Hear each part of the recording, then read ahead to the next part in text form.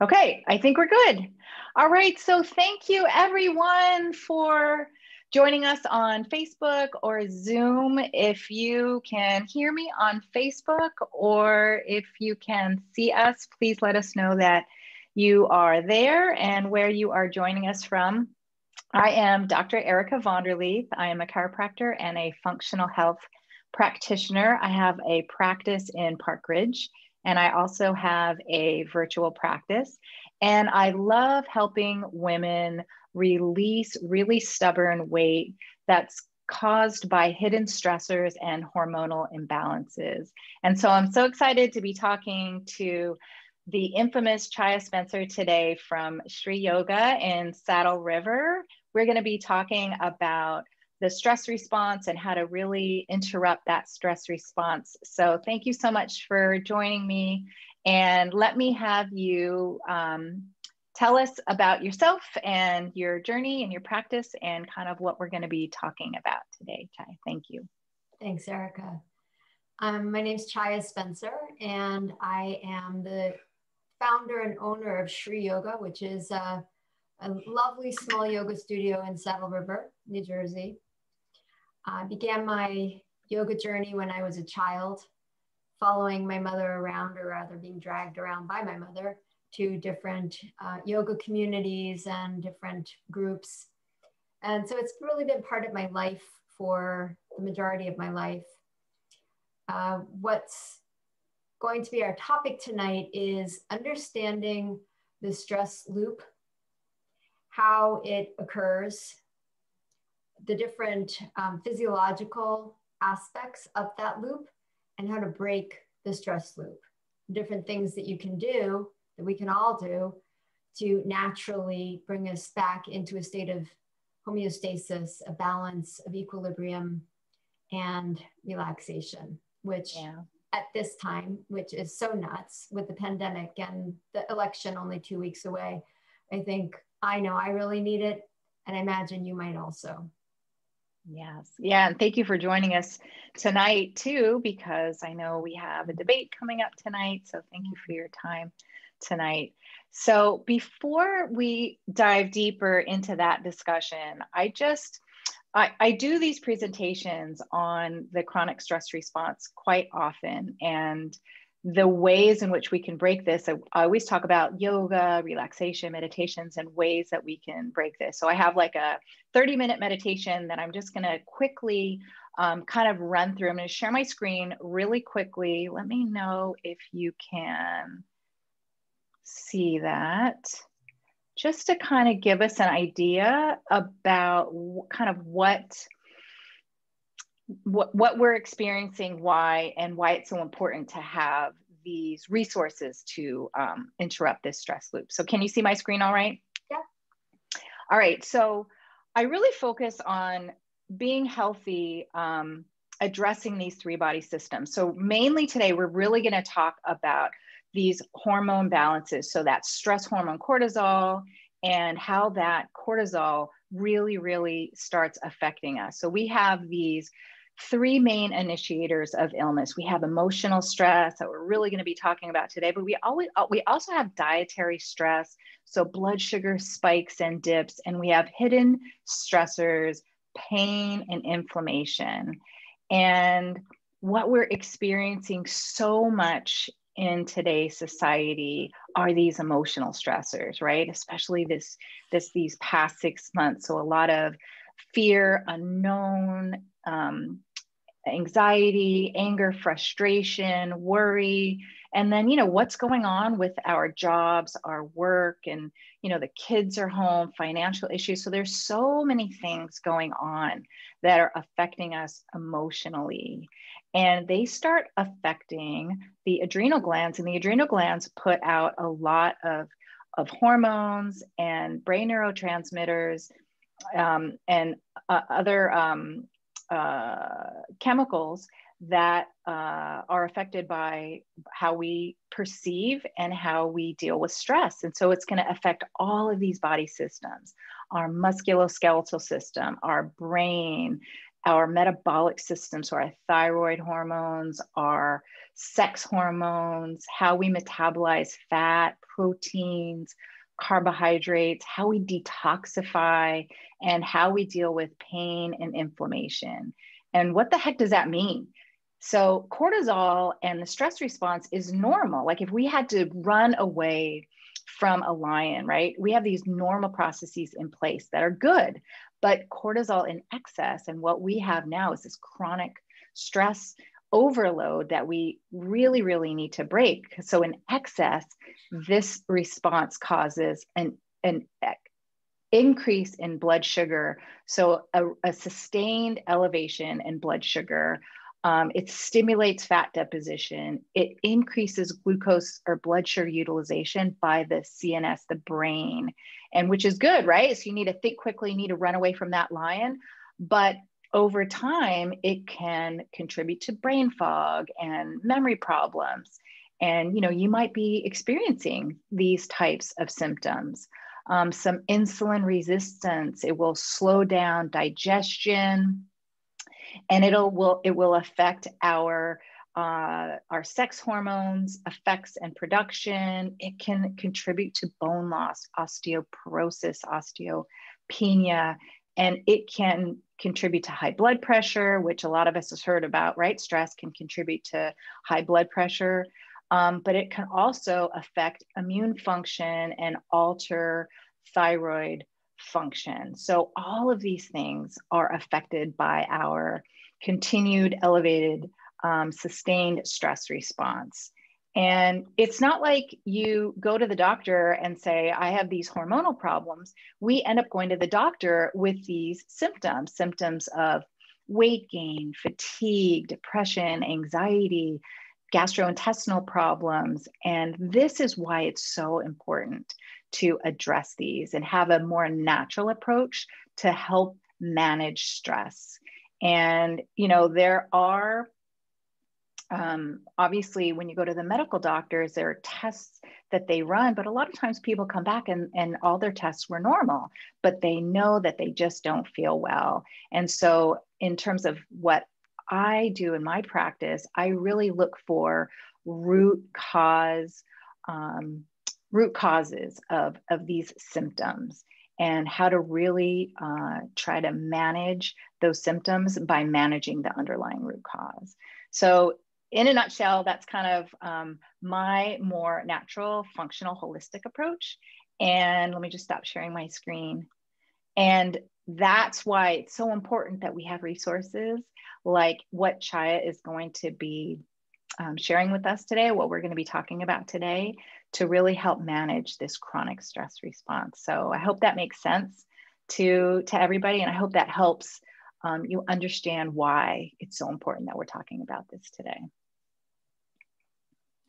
Yeah, super helpful. And the slides are really great because they really give us the visual of what's going on and how stress over a long period of time can be so detrimental. So before I get into things that we can do to reverse or break the stress cycle, I found it really helpful myself, being a high anxiety person, to better understand kind of the nervous system and the ways in which the nervous system is affected by how we breathe and what we do, because that then goes on to affect all the things that Erica just spoke about. So the autonomic nervous system, which is the part of the nervous system that unconsciously, because we're not conscious of it, they're automatic things, controls bodily functions, including things like heart rate, digestion, breathing. It responds to environmental demands by either catalyzing the mind-body system in response to a threat or maintaining homeostasis and balance, during which rest, repair, and growth are possible. And so it's divided into two separate systems. One is the sympathetic nervous system, and the other is the parasympathetic nervous system. Now, you would think that the sympathetic nervous system was sympathetic and that was going to be helpful, but it's actually the stress response. So the sympathetic nervous system is like the gas pedal. And when an organism perceives a threat, whether it's a threat of an election, or it's someone cutting you off in traffic, or it's a lion, or it's a family member coming to you angry, or it's a boss asking something of you, any kind of a threat, the parasympathetic nervous system, the sympathetic nervous system turns on, releases cortisol and other hormones and stressors into the bloodstream so that we are ready to fight or flee.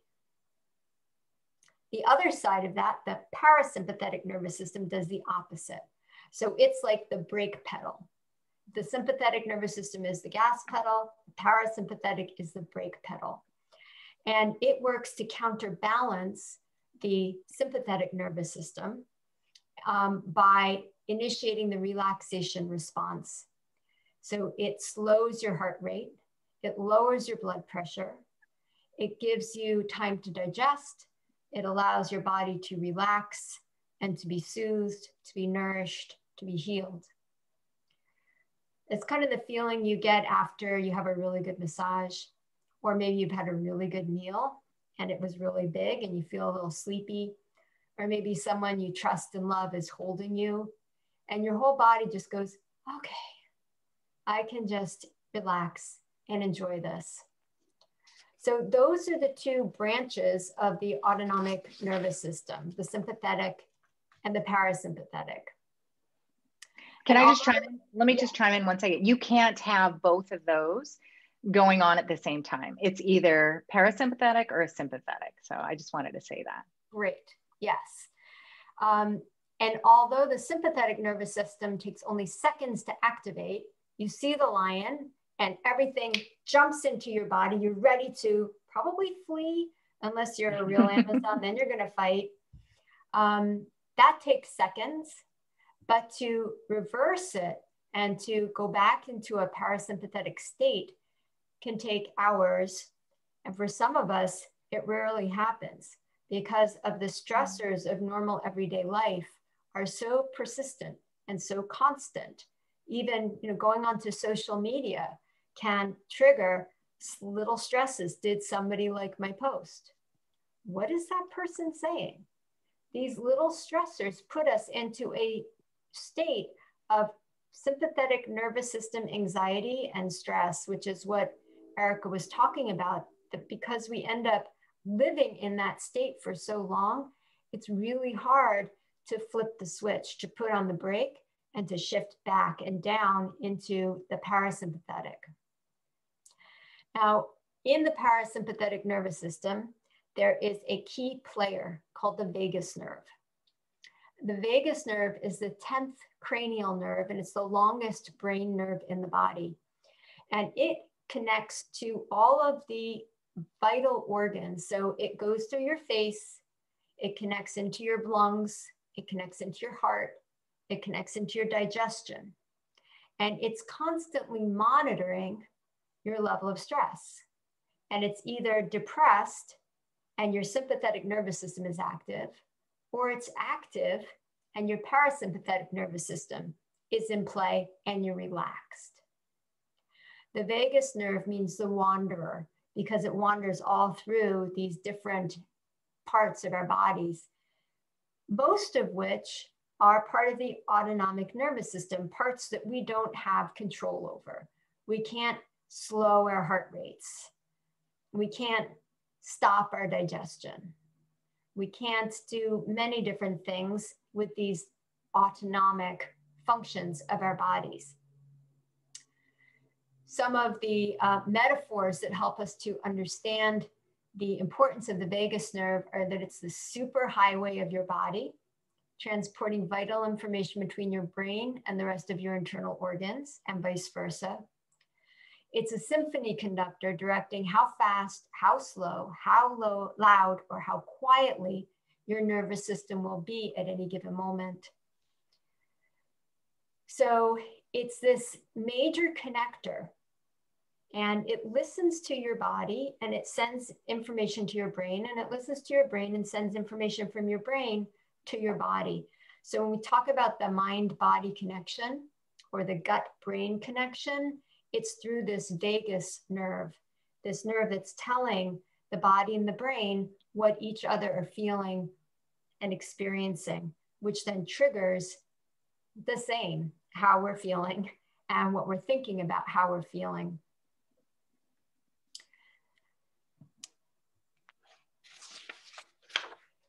Vagal tone, so vagus nerve, vagal tone refers to the variability between your heart rate on your inhale and your exhale. So this was brand new news to me, that my heart beats faster when I breathe in and slower when I breathe out.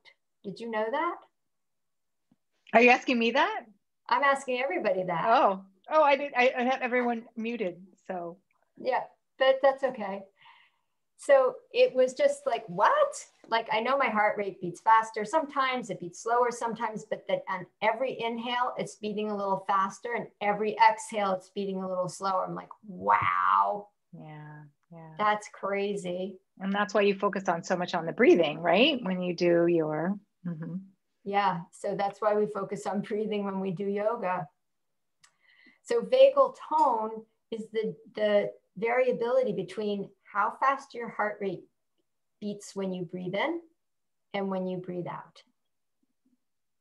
So it's the difference. And ideally, there should be a big difference. So as you breathe in, your body knows, okay, this is, my moving forward, my getting ready. And when you breathe out, okay, I'm just relaxing and settling back. But when we end up in this constantly stressed state, it stays pretty active, and there's very much less variability in the heart rate between the inhale and the exhale. So this brings me to the stress loop. And I gave you all of that background. I hope it wasn't too much. To understand the stress loop. So the stress loop is something happens. Lion, spouse, work, and we feel stressed.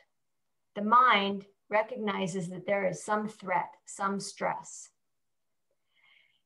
The vagus nerve recognizes that, and it says, okay, a stressful situation. We need to get ready to protect ourselves. Cortisol, adrenaline, all these kinds of stress hormones get dumped into the blood. So we're ready to deal with whatever the threat is. The brain gets a message through the vagus nerve that all these organs are firing up, getting ready for some threat. And it goes, oh, wow, this threat is real. The body is letting me know, the brain, that this threat is real. Okay, I better get on board and put even more stress hormones into the bloodstream so that I'm supporting the body to deal with this threat. The body gets more stress hormones dumped in and gets more revved up and sends another signal back to the brain. Wow, things are really getting bad here. Let's get on board together and get ready for this next attack, whatever it is. And so although it might just be that somebody didn't like your Facebook post, it might just be the smallest little thing, your whole body and your brain are looping and supporting each other in staying stressed. Right. What would you add? And let me just add right there, right? It's either real or perceived stress. And you're just talking about right now that emotional stress.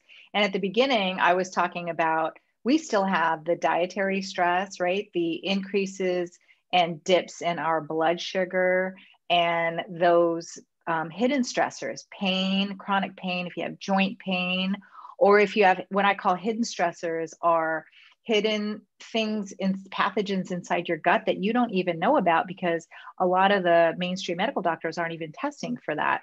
A hidden parasite, viruses, bacteria, yeast overgrowth that, is still causing this stressor in your body. I always tell people, you could be relaxing on a beach in Hawaii, but if you have these stressors still going on inside you, either here or here, your body's still going through that stress loop, that stress response.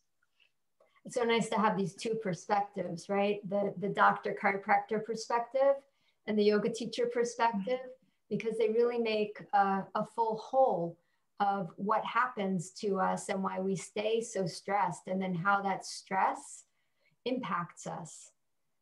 As you said, Erica, at the beginning with your slides, all of those different physiological symptoms that people go to the doctor for.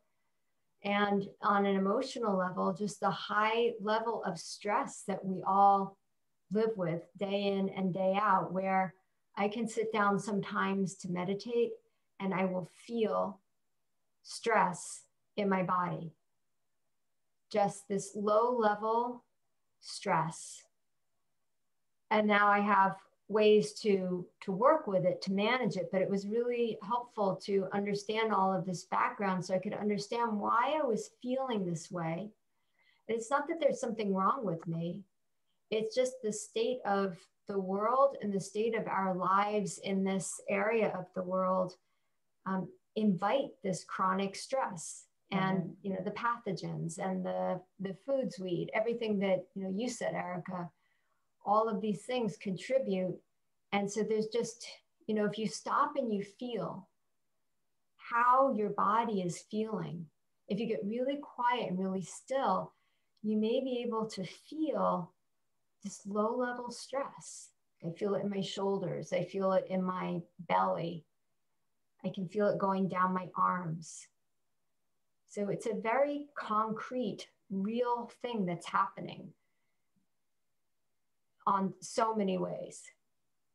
So a big part of that is being in the present moment and being mindful, right? Because we're so busy that you don't even stop to realize this kind of a feeling. So to really be, in tune with your body. And like I said, sometimes you don't even realize it. Like sometimes I use a heart rate variability monitor by HeartMath that really helps, okay, this is really helping me. And let me do this more often because this is really helping to, calm my nervous system, because a lot of you can't get rid of this stress. So we have to find these ways to manage it, right? Can't get rid of a lot of the stuff that's going on in the world right now. Yeah, absolutely. Yeah, so tools to manage it and how to break out of this loop. So to break out of the loop, we want to stimulate the vagus nerve and stimulate the parasympathetic nervous system, which is the rest and digest. It's the brake pedal on the car of life that is going pell-mell down the highway. So we can do that one of two ways. One is we convince the brain that whatever the stress is that is making us feel the way we feel is no longer so. The lion catchers came and they removed the lion. The lion is no longer a threat. Or we work with the body to calm it and to soothe it, so that sends a message to the brain to let the brain know it can stop dumping all of those stress hormones into the bloodstream because the threat is finished. So, because most of the organs that the vagus nerve connects to and that the parasympathetic nervous system and sympathetic nervous system work with in the autonomic nervous system are not under our control, there are two aspects that are under our control somewhat. One is the larynx, which is how we vocalize. And the other is the breathing process, the diaphragm and the lungs. So they happen automatically, but we also have some control over them. So we can begin to use and harness the little control that we have to begin to make a shift in the body so that it begins to release, the parasympathetic nervous system gets stimulated and the stress response diminishes. So what I want to do for the rest of our time is to have a conversation, Erica, about the different ways that we can do this, the Great. different things that we can do.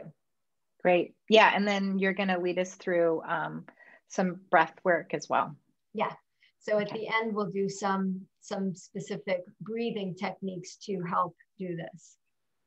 Right. And I should just mention too that after we're finished, that we'll share in the comments a link to some breath work that you have a recording of. So that would be Yes. great. So we have a free 22-minute or so breathing class with one of our teachers, Karen Shovers, and she works extensively with this type of breathing. And so we're going to give you the link to that class that you can watch and do as many times as you want. It's a free YouTube offering. Thank you, Chaya. Thank you. Yeah, a pleasure. Thank you to Karen. So because the vagus nerve is in the face, one of the ways that you can stimulate it is by smiling. What a beautiful thing, huh? And I see everybody that I can see here has a sweet little smile on their face. So smiling helps to stimulate the parasympathetic nervous system, and it also lets the people you're with have their parasympathetic nervous system stimulated because they see that you are not being threatening. You are being socially friendly. So let's give everybody a smile. A wave. And a wave. So that's just like such a simple thing you can do to break the stress cycle. The next thing I think is really cool. It's humming. Because the vagus nerve controls your larynx, humming helps to soothe the stress response. So if you hum for 5 or 10 minutes, it will make a huge difference. And you can hum quietly. You can hum anything you want, although something soothing and relaxing is probably better than heavy metal humming. And it might be annoying to the people around you. Maybe you want to do it by yourself, but you could just sit quietly and hum to yourself. So that's another wonderful, simple way to break the stress cycle. So we've got smiling, humming, and then getting a massage. So either having someone massage you or giving yourself a massage, and particularly massaging the areas of the body where the vagus nerve goes. So it would mean very gently massaging the face or the chest or the belly. And I saw one person teaching somebody else how to take a very soft, big ball and roll it around on the belly and the chest and the neck.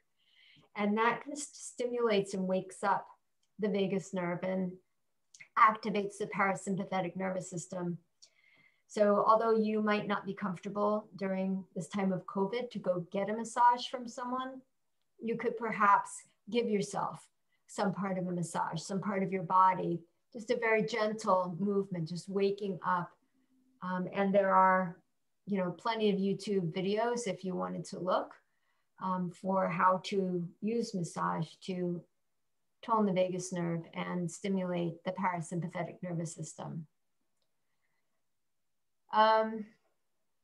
Getting a nice big bear hug, feeling safe in somebody's arms, having someone embrace you, hug you if you have someone in your house or who is COVID-free that you can have a hug from.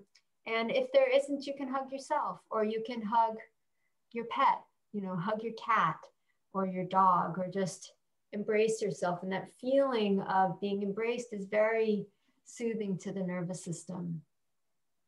When we do yoga and we engage the muscles, we often talk about physically giving ourselves an embrace, about using our own muscles to gently tone and draw in. And that helps the body to feel that it is safe, it is embraced, it is held. It's kind of like the feeling you get when you put on an ace bandage. Or if you haven't tried this, this is nice. If you're lying down in bed and you put a pillow or a blanket over your belly, it just gives this very sweet sense of being soothed and the nervous system relaxes. Oh, that's nice. And then there is yoga and meditation. So my favorite, because that's what I teach and that's what I do. But yoga, because of the rhythmic way that we move and the very mindful way that we move, bringing ourselves into the present moment and often synchronizing breath with movement, it helps to create a sense of safety and stability in the body. And when the body feels stable, it feels safer. So any kind of a yoga practice can be very beneficial for breaking the stress loop. And in particular, things, again, that open up the parts of the body where the vagus nerve is. So parts that open up the belly, parts that open up the chest, the throat. So could be gentle back bends, could be even like a cat-cow movement where you're arching and rounding and arching and rounding and just setting up this pulsation in the body. Can be very, very beneficial. In particular, restorative yoga, which is a type of yoga where you prop your body on blankets or bolsters and let the body just rest while you do some deep breathing, is extremely beneficial. And people often say, oh, you know, I want to do yoga, I want to get my workout, and restorative yoga isn't a workout. This is true. However, if you go back to the whole premise of how stressed we all are and how much of the day we spend in a stressed sympathetic nervous system state, and how staying in that state affects so many different areas, causes so many symptoms, causes so much distress and dis-ease. This practice is priceless because it gives you a solid hour of going deeper and deeper and deeper into a physical relaxation and a mental relaxation. So I highly recommend restorative yoga. And even if you just do a few poses, 1 or 2 poses, that's fine. You don't have to do an hour. And if you're curious, tomorrow evening, Erica, I hope it's okay if I put in a plug. Of course. Tomorrow evening, we have a 90-minute restorative yoga class with Karen Shovers, who does the breathing video that we're going to give you the link to. And you can reserve for that and experience firsthand for yourself how nourishing restorative yoga can be. It is. It's wonderful. And I can tell you that a lot of people feel they think they get more relaxed after a really hard workout, but I feel like a lot of people that come to me for because I help a lot of women with really letting go of difficult, stubborn weight, and people are over exercising. So a lot of women are over exercising when a lot of times that's really not what their body needs. But you're just so used to sweating, working hard. I don't know what that tower society has kind of built us up to, like, we have to feel like that in order to get a good workout to better ourselves. But I feel like your practice and your mindset is like completely turned that around. Mm-hmm. So you need to find a good balance, I feel, with that. Yeah, and talk about balance. We're not advocating that we should eliminate the sympathetic nervous system, right? It's that we should have the ability to shift between being in a sympathetic state and being in a parasympathetic state. And right now we're mostly chronically in a sympathetic state. So, good, strong exercise, great. Restorative yoga, great. Let's find a balance so that we're serving our bodies and our minds and our guts and everything in a way that is sustainable and healthy. So the last technique. So let's just review. We talked about smiling, humming, massaging, feeling safe in someone's arms, hugging, pets, yourself, somebody else. yoga and meditation. And the last thing I wanted to focus, and there are many others, many others. So these are just a few, my few favorites. The last one is breathing. And it's, you know, you say breathing, I breathe all the time. Breathing is just my natural state. It's what we all do 24/7 from day one to last day of life. We're all breathing. I just finished an interesting book called Breath by James Nestor. I have it right here. And he talks about how poorly we breathe. That yes, we're all breathing, but we don't do it very well. And we breathe in more than we need to. Just like sometimes we exercise more than we need to, we breathe more than we need to. And when he says breathe more than we need to, he means kind of rapid, shallow breaths. And what he advocates for is long, slow breaths in and out. Long, slow, steady breaths. And he talks about how the nerves that connect to the lungs are in two groups. The nerves that connect to the lower part of the lungs, the lower lobes of the lungs, connect into the parasympathetic relaxation nervous system. The nerves that are on the lobes of the upper lungs connect into the sympathetic stress nervous system. So think about it. If you're anxious or stressed, you're breathing in your chest rapidly, and it's sending messages to your brain, uh-oh, threat, there's something going on, and that makes you breathe faster and more rapidly and shallower. But when you breathe really deep, long, and slow, so that the diaphragm descends and the breath goes all the way into those lower lobes of the lungs, that stimulates the vagus nerve and the relaxation response. So that's something I just learned too that I thought was really interesting.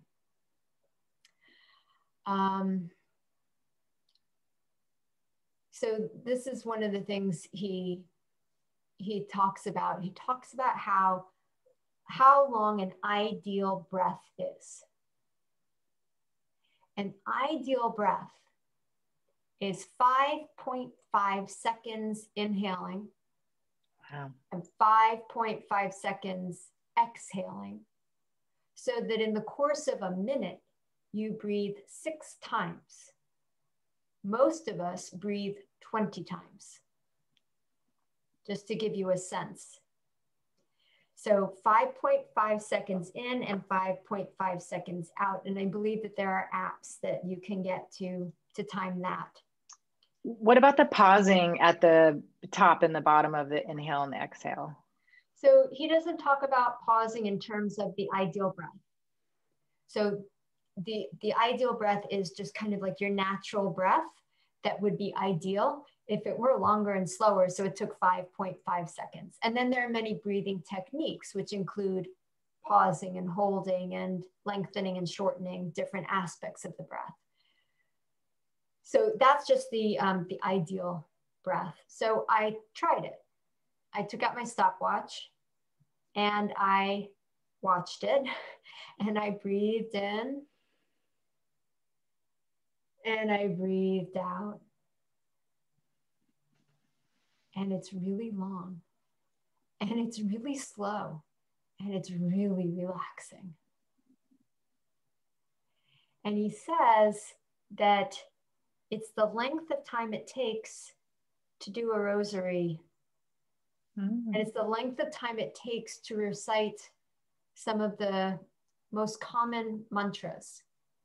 And that perhaps that's why the ancient sages linked breath and mantra repetition to create this optimal breath length. So every time you inhale, your heart speeds up a little and your vagus nerve is suppressed. And every time you exhale, the heart slows down a little and the vagus nerve is stimulated. And this is the healthy pulsation in our bodies that's balanced. It's a balance rather than just always breathing in fast and rapid because we're feeling stressed. So in yoga, we have a number of different breathing techniques called pranayama, which are different ways that we work with the breath. One is the 3-part breath, the full yogic breath, where we get really quiet and we breathe in, dividing the body into 3 parts: the belly area from pubic bone to navel, the rib cage area from navel to sternum, and then the chest from sternum to throat. And we breathe in very quietly and mindfully first into the belly area, and then we continue into the rib cage area, and then we continue into the chest area. And then you exhale in the opposite order, first the chest, then the ribs, and then the belly. So you fill up like a wave with breath, and you empty like a wave with breath.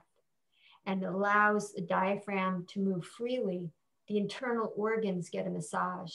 The vagus nerve is stimulated, and the body goes into a rest and digest state with that kind of breath. There are other breathings that, as Erica mentioned, invite a pause, a holding. So you can pause either at the top of the inhale or the bottom of the exhale. What do you think happens when you pause at the top of the inhale?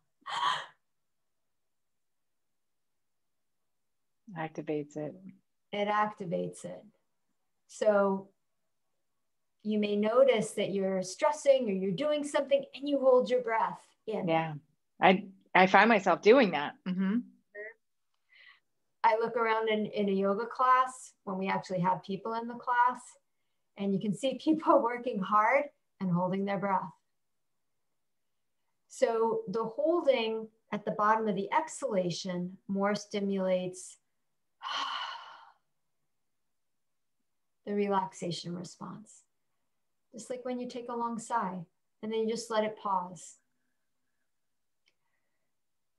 And there are ways to, breathe in more through one nostril, breathe out more through the other nostril, but stimulate the 2 different systems. So it's a whole science. We don't have time for it tonight. But what I thought we could do is ratio breathing, which is breathing that's done to a count, where we create balance by counting in, say, 4 as you breathe in, 4 as you breathe out. And then we lengthen the exhalation. And now you know why. So 4 as you breathe in, maybe 6 as you breathe out. And then maybe we add a little pause at the end of the exhalation. And so little by little, we begin to both lengthen the breath more towards that 5.5 second, although no one's timing us tonight. But we begin to lengthen the breath, and we give more emphasis to the exhalation and the holding at the end of the exhalation to really bring the body down into that relaxation response. So if you'd like, we could do some of that. Erica, is there anything else we should be saying? That'd be great. Yeah. So do you want to finish off with some breath work? I just wanted to make sure that you just let everybody know any ways to get in, if anyone's going to drop off before we start that. I just wanted to make sure that you let everybody know how to get in touch with you, and anything else you wanted to let our listeners know about your studio and your classes, stuff like that. Sure. We can put it in the comments later. We don't have to do it right this second. Okay, so I'm just dropping the website for my yoga studio into the chat. It's shriyoga.com, and my email is chaya@shriyoga.com. And we have an extensive website. We have yoga classes online, virtually every day. We have outdoor yoga classes if you'd rather be in person. The studio is now open for a few indoor yoga classes as well.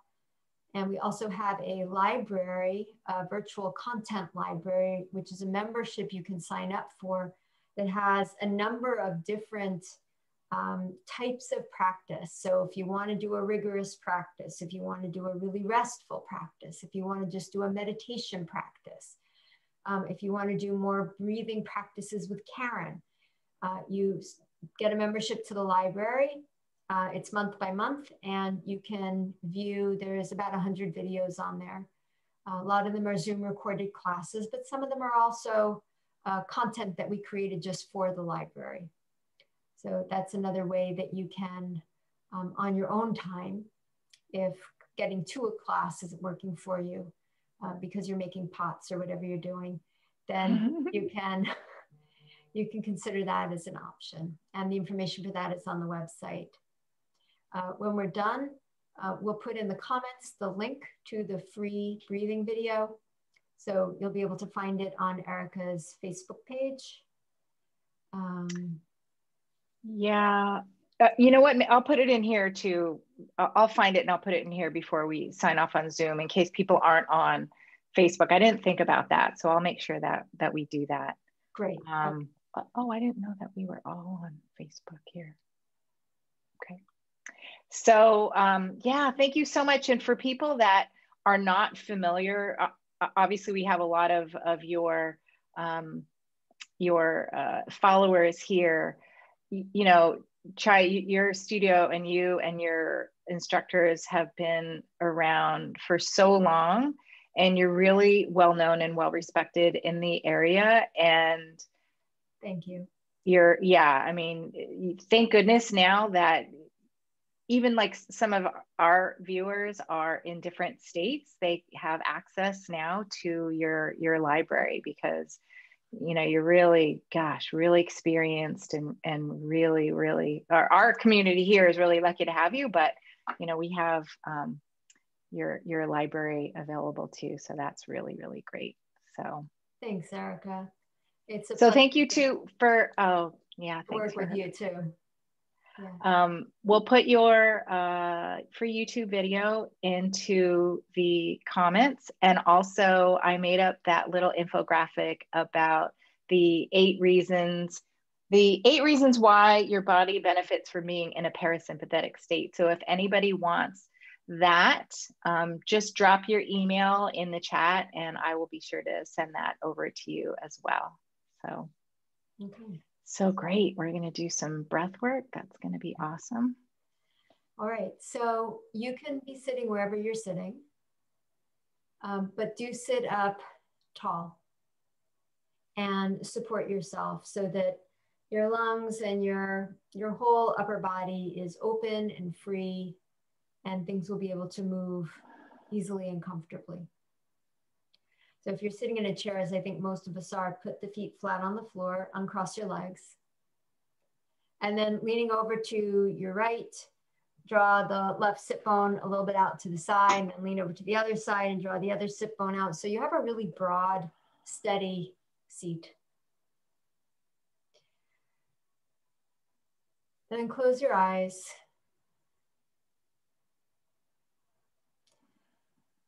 We're going to do an assessment so that we do kind of a scan before and a scan after, so that you can compare if there is any difference in before and after. So as you close your eyes, feel your body and notice if or where you're holding stress. Look for the places that you know you chronically hold stress. And then look again at places maybe you haven't checked into where you might be holding stress as well. Check your jaw, your tongue, the space between your eyebrows, your hands. And on a scale of 1 to 10, 10 being really stressed, 1 being a little stressed, hardly at all, assign a number for your current level of stress.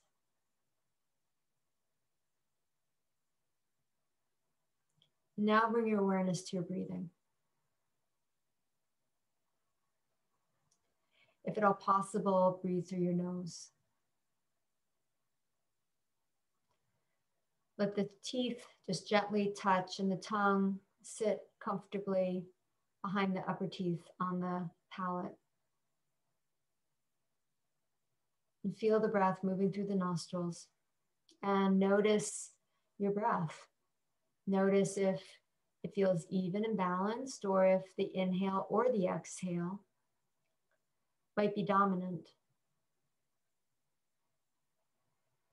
And just stopping to pay attention both gives you information, but also in bringing that awareness to your breath, it automatically begins to shift out of stress into rest.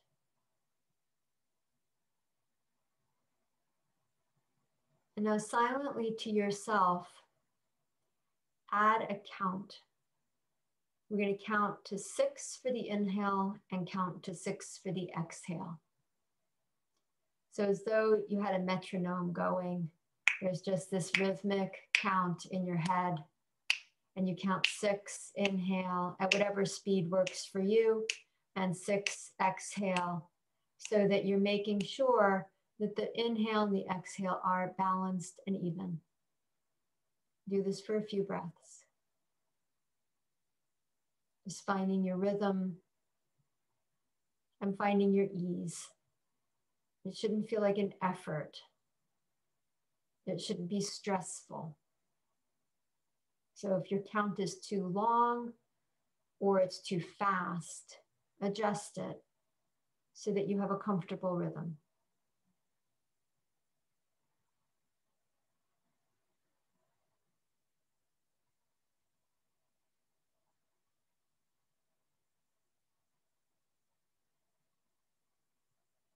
The next time you begin to exhale, make it to the count of 8. So we're just increasing the length of the exhalation a little bit. You're inhaling to 6 and exhaling to 8.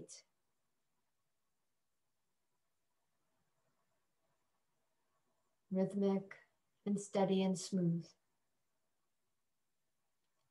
Like pouring oil from one container to another.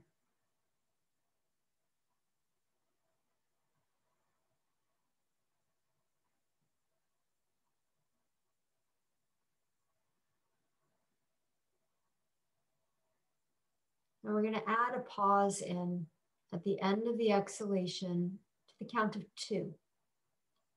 Inhale 6, exhale 8. Hold the breath out for 2. Inhale 6, exhale 8, and hold the breath out for 2. So set up this pattern for yourself at your own pace with that internal metronome.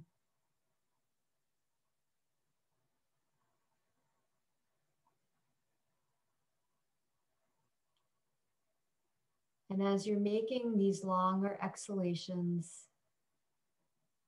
and adding in the pause, notice how you feel. Notice how the body feels.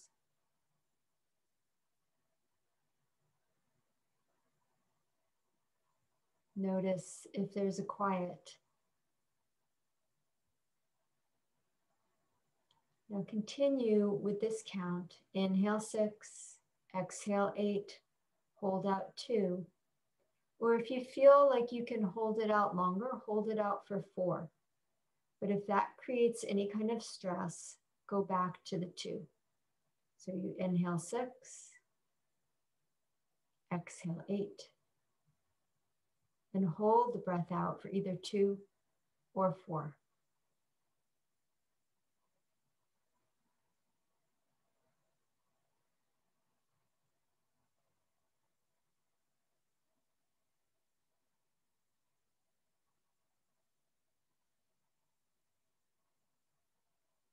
Do that for 2 more rounds.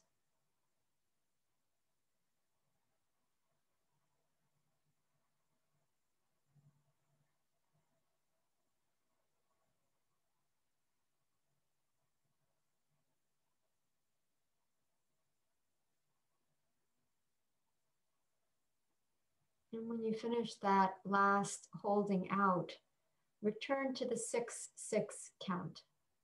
Just bringing ourselves back to balance, no holding. 6 as you breathe in, 6 as you breathe out.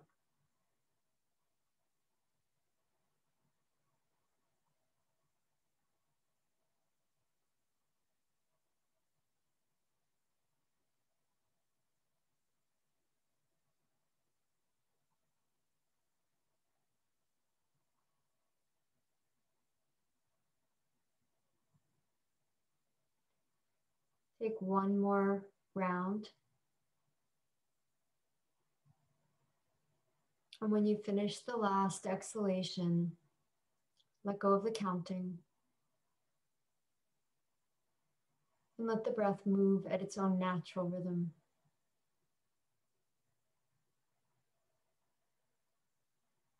And then reassess.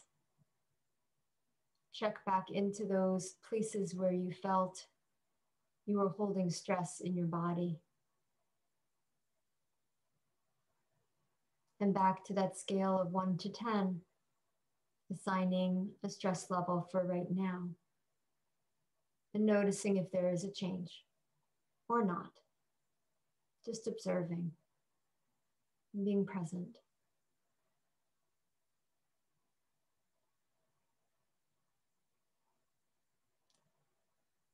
Gently open your eyes.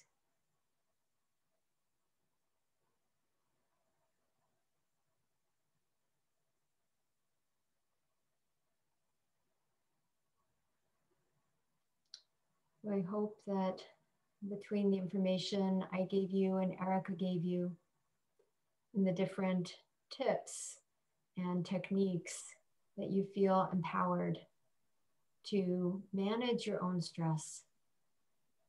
Like Erica said, we can't manage the stressors that are around us. We can't manage how the presidential debate goes tonight, but we can manage how we respond and how we react.